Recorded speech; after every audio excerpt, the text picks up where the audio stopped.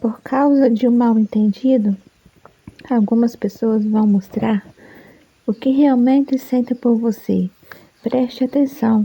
Às vezes Deus permite determinadas situações não para te expor, mas para abrir os seus olhos.